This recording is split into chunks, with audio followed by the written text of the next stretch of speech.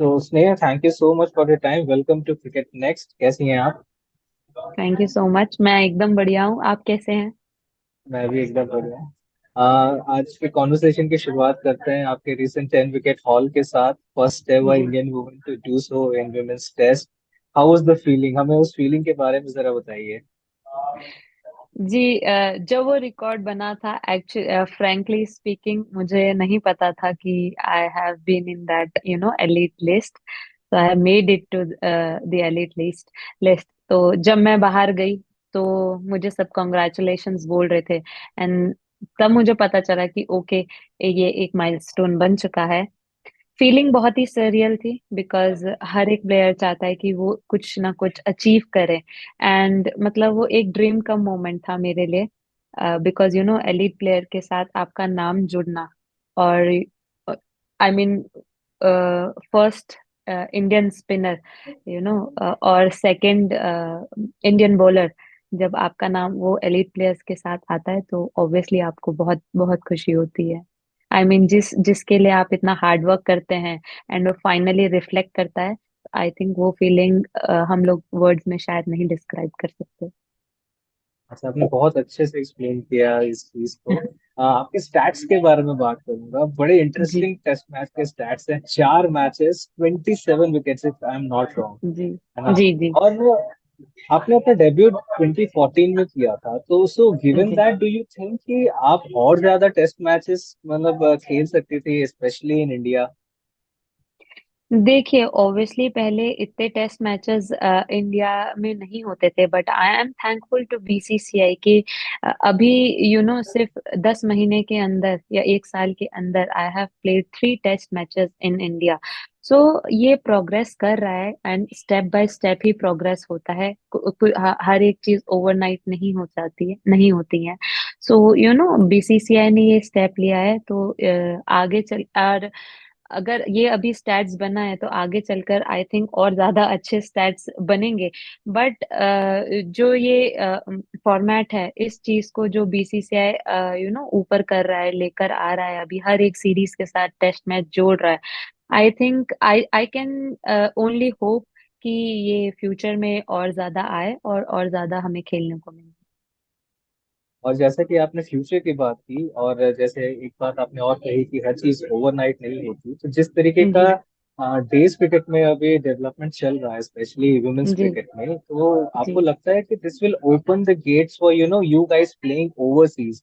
जैसे कि आपने शायद अपना डेब्यू हिस्ट्री में किया था, और जी जी उसके बाद फिर सारा सारा जितना आपने अगले जितने भी टेस्ट खेले वो सब इंडिया में खेले। तो ये जो जी डेवलपमेंट है, क्या ये आपको कहीं दिख जी रहा है कि हाँ, आगे जाके हम ओवरसीज टेस्ट में भी और ज्यादा काम करेंगे, वहां भी हमें ज्यादा खेलने को मौका मिलेगा? जी बिल्कुल। जब आप जितना जितना जो ये फॉर्मेट है, आप जितना ज्यादा खेलेंगे आपको उतना ज्यादा एक्सपीरियंस मिलेगा। एंड जो अभी हमारा डोमेस्टिक स्केड्यूल में भी जो मल्टी फॉर्मेट्स अभी जो वापस से ऑर्गेनाइज किया है बीसीसीआई ने, it will definitely help each and every player to grow. And जहां तक बात है ओवरसीज की, यस इट विल हेल्प। जब हम ओवरसीज जाते हैं तो देखो, टेस्ट मैच में सबसे पहले आपका पेशेंस टेस्ट होता है, एंड्योरेंस टेस्ट होता है, मैच टेम्परामेंट टेस्ट होता है। जितना ज्यादा हम लोग डोमेस्टिक में खेलेंगे, जितने डोमेस्टिक प्लेयर्स इसको अभी से खेलेंगे, उतना ज्यादा वो एक्सपीरियंस यहाँ से ओवरसीज में लेके जाएंगे। एंड देन जब हम वहां खेलेंगे तो वहां की कंडीशंस कैसी रहती हैं, वहां का जो ग्राउंड है वो कैसा है, पिच कैसे बिहेव कर रही है, अगर हम लोग वहां पे खेलेंगे तो हमें और ज्यादा एक्सपोजर मिलेगा। और हम भी मतलब as an Indian cricket fans भी इन हमारी इंडियन वुमेन्स को बाहर खेलने देखने के लिए काफी एक्साइटेड हैं, and we are looking forward to it as well. So जी मूविंग अहेड, स्नेह, आप अभी रिसेंटली बहुत ज्यादा मतलब पीछे की बात नहीं है, आप you were a regular figure across all the 3 formats. जी बट सडनली जो वाइट बॉल है वो कहीं ना कहीं पीछे रह गया है, खासकर एक पिछले 1 साल की बात करें तो। मैं उसका एक कारण जानना चाहूंगा। दूसरा ये कि अभी जैसे जो सिनेरियो अभी चल रहा है, for example the team is currently playing at the Asia cup. तो हम्म। आपके रोल के बारे में किसी के साथ आपकी चर्चा हुई, किसी से बातचीत हुई, स्पेशली वाइट बॉल फॉर्मेट? सी, जहां तक मेरी बात है या वाइट बॉल क्रिकेट की बात है, तो देखिए, सिलेक्शन तो मेरे हाथ में बिल्कुल भी नहीं है। और मैं इस बारे में ज्यादा सोचती भी नहीं हूँ। ठीक है। और इतने सारे डोमेस्टिक प्लेयर्स, अभी यंगस्टर्स भी आ रहे हैं। आई थिंक ये विंडो एक मतलब बहुत बड़ी विंडो है। और सारे प्लेयर्स को ऑब्वियसली देखना भी है। अपॉर्चुनिटीज, इक्वल अपॉर्चुनिटीज भी मिलनी चाहिए हर एक प्लेयर को। But at the same time, अगर आपने मेरे से ये क्वेश्चन पूछा है मेरे लिए, तो आई डोंट, आई थिंक वो मेरे हाथ में नहीं है। इट्स जस्ट कि मैं अपने आप को कैसे प्रिपेयर करती हूँ आगे के लिए। एंड ऑब्वियसली मुझे जब भी मौका मिलेगा, जो भी अपॉर्चुनिटीज मिलेगी, which ever format it is, T20 हो या वनडेज हो या टेस्ट हो, आई मीन मैं अपना बेस्ट देने की कोशिश करूंगी। एंड बात रही एशिया कप की, जो आप कह रहे हैं, वहाँ पे टीम हमारी काफी अच्छा कर रही है। जितने भी अभी यंगस्टर्स भी गए हैं, आई मीन सब अच्छा कर रहे हैं। आज आज भी शायद आज भी इंडिया का मैच है अगेंस्ट नेपाल। जी। So I am looking forward to it. Yeah so are we. अच्छा, यस। आपने एक बात कही कि सिलेक्शन आपके हाथ में है, जो कि एक ऑब्वियस मतलब अंडरस्टूड फैक्ट है कि प्लेयर का काम है अपने परफॉर्मेंस पे ध्यान देना और अपने गेम पे ध्यान देना। सिलेक्शन ऑब्वियसली उसके हाथ में नहीं होता है। लेकिन जब आपने खेलना शुरू किया था तो हमने देखा था जी। कि जो आपका आपकी जो प्रेजेंस थी वो बॉल और बैट दोनों के साथ इक्विवेलेंट थी। मतलब आप जितनी जी। इफेक्टिव बॉल के साथ थी, बैट के साथ भी उतनी ही डाउन द ऑर्डर में आप वो रोल प्ले करती थी। बट जी। जैसे कि हमने वर्ल्ड कप में भी, ओडीआई वर्ल्ड कप में भी देखा था, बट जी। डाउन साल दर साल हमने कहीं देखा है कि क्या आपको भी ऐसा लगता है कि वो जो बैटिंग वाला पार्ट है वो कहीं ना कहीं थोड़ा सा पीछे रह जा रहा है? या वो भी एक कारण हो सकता है कि जिसकी वजह से मतलब you are out of the reckoning in the white ball format as of now? आपका सी, क्या मानना है इस अगर देखिए, मेरा मानना ये है कि अगर आप स्टैट से जाएंगे, तो आई डोंट थिंक सो कि आपको एक क्लैरिटी मिलती है किसी प्लेयर को लेके। एंड अब आप बात कर रहे हैं बैटिंग की, तो टीम सिचुएशंस कभी ऐसी रहती हैं कि जब आपको वो पर्टिकुलर रोल प्ले करना पड़ता है। एंड बीइंग एन ऑलराउंडर, आपको कभी भी मतलब टीम को आपकी कभी भी और कहीं भी जरूरत पड़ सकती है, या जरूरत ना भी पड़े, क्योंकि हमारे ओपनर्स इतना अच्छा कर रहे हैं, टचवुड, कई कुछ सालों से। तो हमें कई बार ऐसा होता है, कभी खेलने का मौका भी नहीं मिलता। एंड यू नो टीम को जब भी जरूरत पड़ती है, कभी ऐसा होता है कि आपको जाके सिर्फ हिट करना है या आपको जाके स्टे देना है, वो डिपेंड करता है टीम की सिचुएशंस में। वहां पे उस टाइम क्या सिचुएशन चल रही है, क्या रिक्वायरमेंट है टीम की। कोच आपको एक जब एक प्लेयर को भेजता है, तो उसकी रिक्वायर टीम की रिक्वायरमेंट के हिसाब से भेजता है। एंड आई थिंक सो, अगर आप उस पर्सपेक्टिव में देखेंगे, तो आई डोंट थिंक सो कि वो आपको प्लेयर का डिप दिखेगा। आई थिंक वो फिर साथ साथ चलता है कि आप किस वे में परफॉर्म कर रहे हो, या कौन से प्लेटफॉर्म पे, या कौन से सिचुएशन में जा रहे हो, क्या रिक्वायरमेंट है। सो वो इंटरकनेक्टेड है एक दूसरे से। हाँ, असली आपने कोच के बारे में एक जिक्र किया, उसमें मैं बाद में आता हूँ। बट सिंस जी। We are been talking about the white ball format particularly, T20 जी। की बात करेंगे। वर्ल्ड कप भी आ रहा है और अभी जी। Indian team Asian Asia cup में काफी अच्छा परफॉर्मेंस कर रही है। आई मस्ट एडमिट कि India matches are the only interesting games throughout the tournament जितना हमने देखा है अभी तक, और खास और उम्मीद करते हैं कि ऐसा चलता रहे।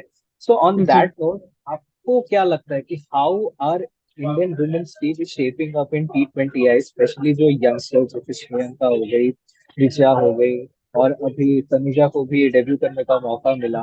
तो जैसे जैसे यंगस्टर्स आ रहे हैं, मल्टी टैलेंटेड यंगस्टर्स हैं, और है ना, कोई बैटिंग में बहुत अच्छा है, कोई बॉलिंग, किसी की बॉलिंग बहुत अच्छी है, तो आपको इंडियन वुमेन्स टीम का T20 फ्यूचर कहाँ जाता होगा?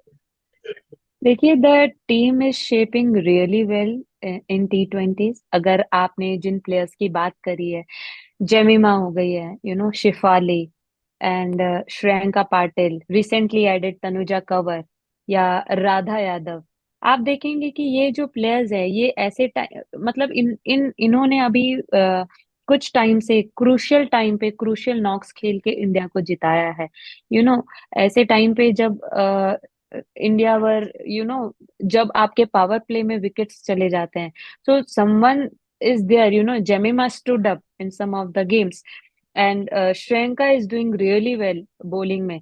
आप उस पर डिपेंड कर सकते हो, पावर प्ले में, डेथ डेथ बॉलिंग में आप उसको यूज कर सकते हो। She is doing really well. आप तनुजा कंवर की बात आपने अभी मेंशन किया, तनुजा कंवर का नाम, तो मैं उसका थोड़ा सा ब्रीफ मतलब देना चाहूंगी तनुजा कंवर का, कि उसने पिछले कई सालों में डोमेस्टिक लेवल पे काफी अच्छा परफॉर्मेंस दिया है, because she is a railways player, और वो मेरे साथ खेलती हैं रेलवेज में।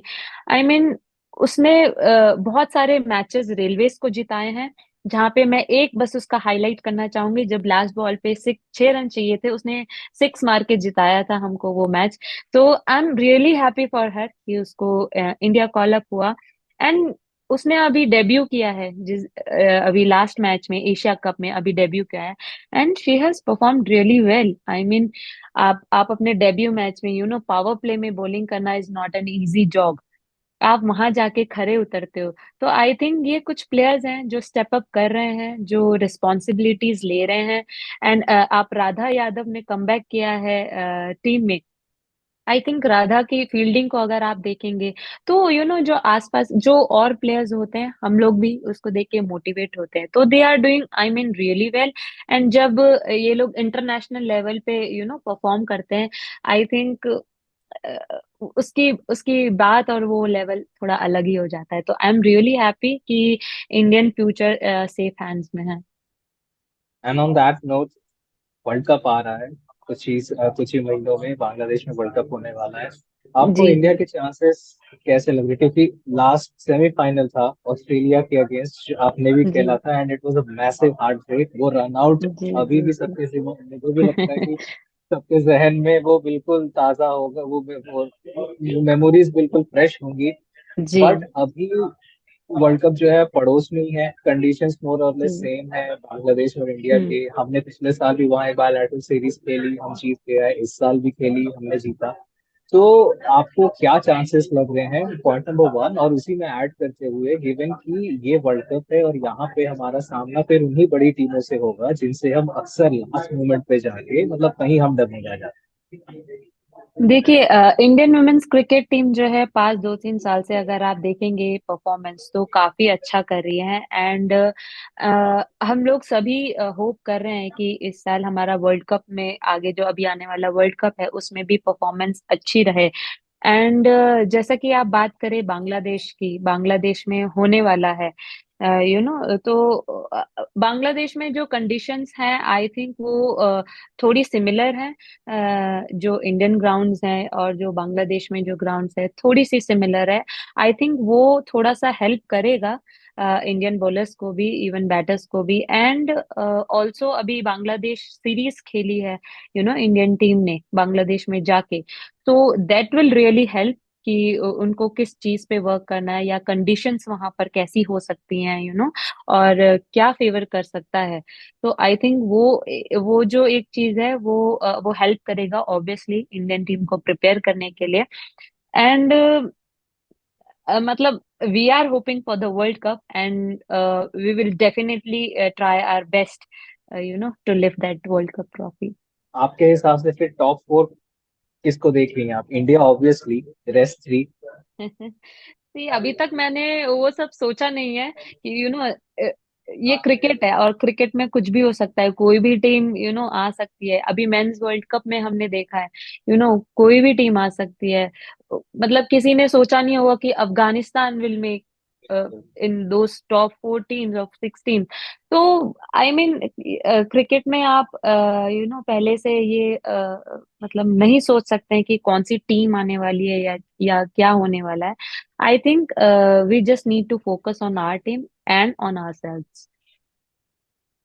Well answer that question.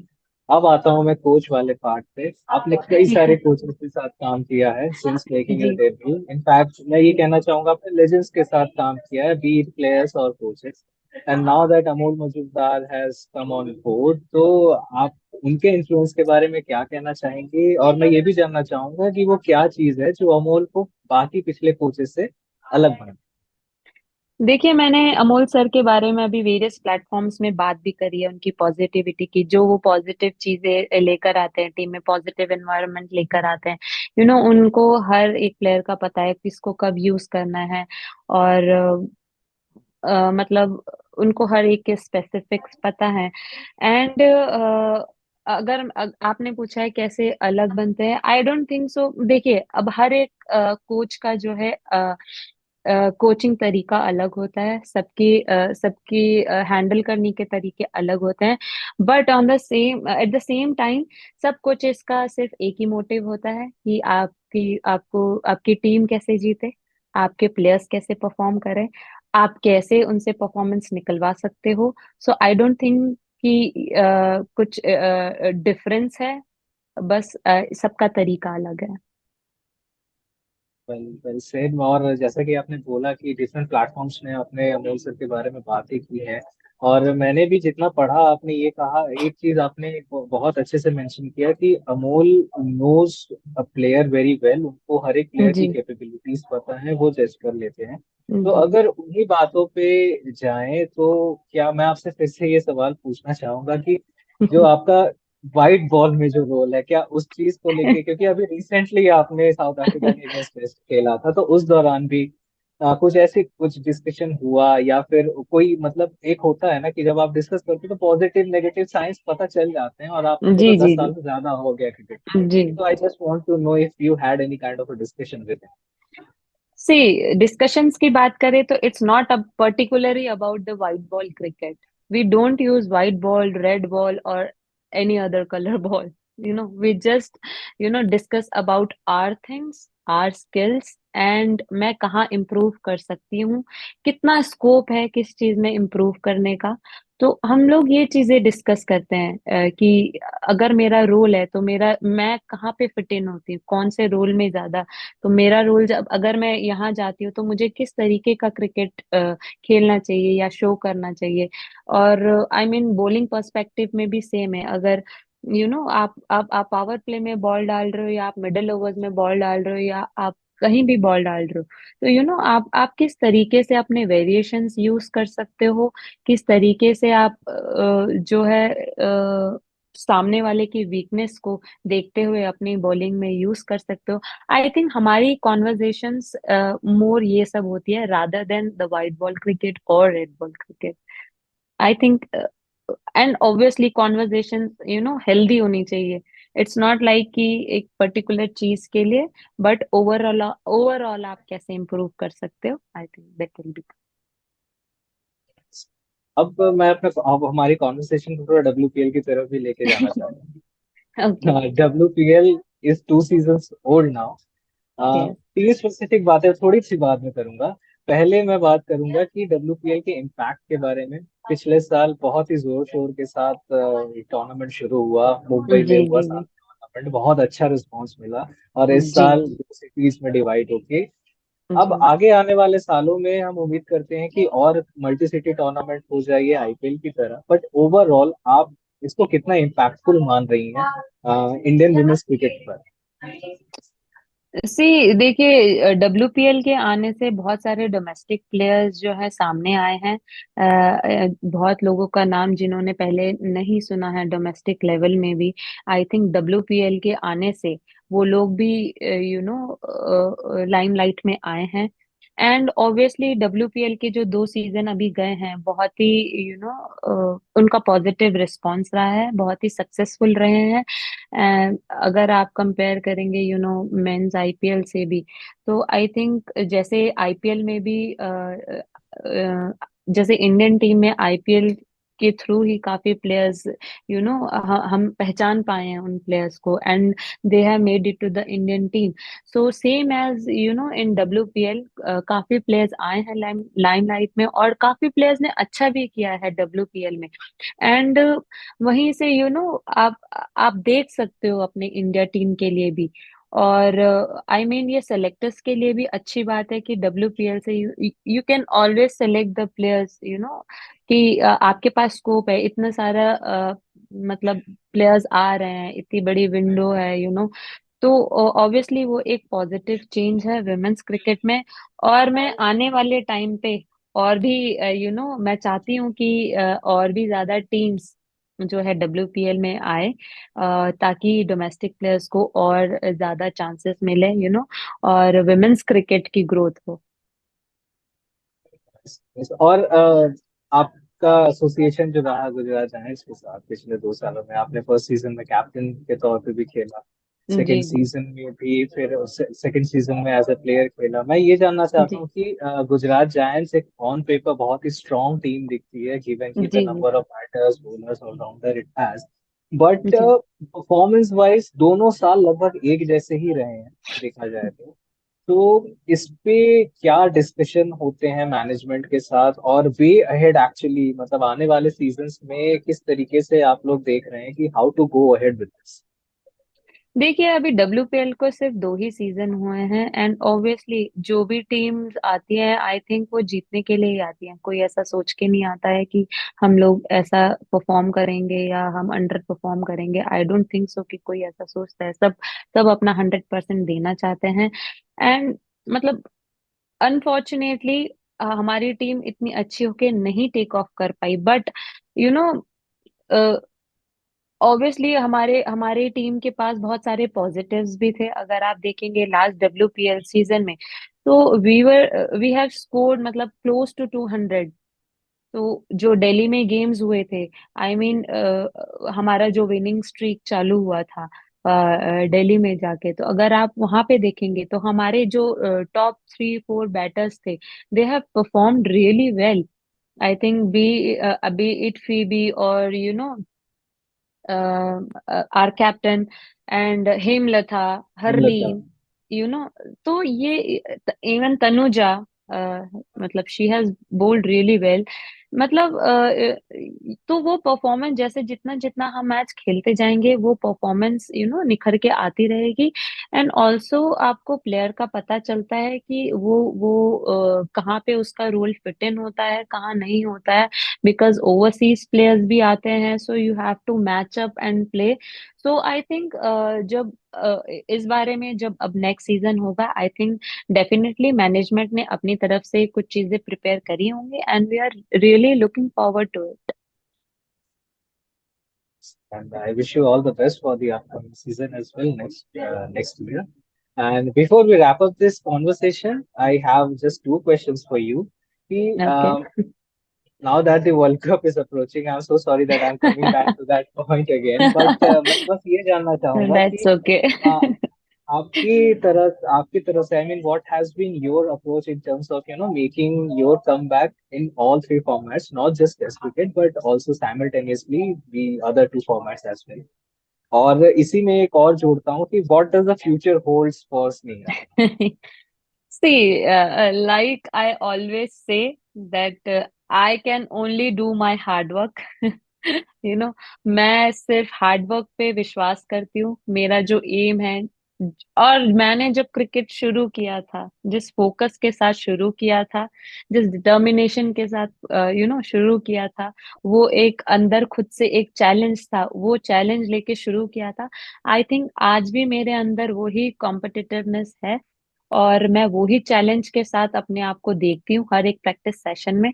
और सिलेक्शन को अपार्ट रखते हुए जो मेरे हाथ में है, मैं हमेशा वही करने की कोशिश करती हूँ। एंड ऑब्वियसली मुझे कोई भी फॉर्मेट में चांस मिलेगा, आई विल मतलब do my best. I I can assure you that जहां भी मुझे अपॉर्चुनिटी मिलेगी, I will definitely deliver my best. I wish you all the best for your futures में, and we, I mean, उम्मीद करते हैं जल्द से जल्द आपको सारे फॉर्मेट्स खेलते हुए देखें। Thank you so much for your time, thank you so much for talking to us. Thank you so much. Thank you.